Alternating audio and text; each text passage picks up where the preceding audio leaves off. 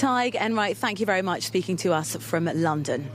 Well, in the Nordic countries, it's a bit of a different picture. In Norway from today, all schools will be reopening.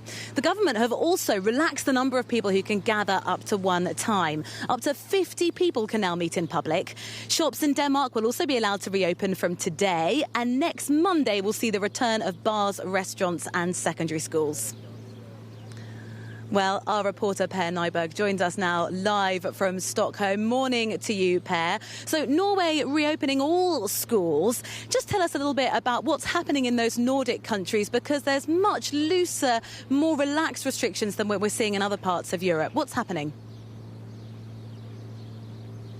Well, good morning, Rosie. Basically, this is a day that so many people have been longing for and just waiting for this day to arrive.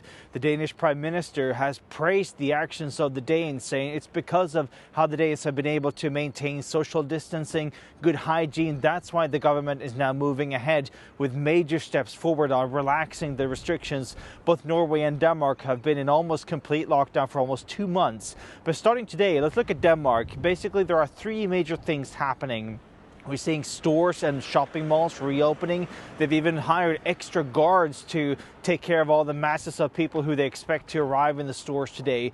Also, associations and outdoor sports can now resume their operations. People can be outside playing football, doing yoga, things like that. And that is also obviously a huge symbolic significance of sort of life returning to somewhat as normal. And also social distancing. Those rules are now changing in Denmark. We're moving from 2 meters apart to only 1 meter apart.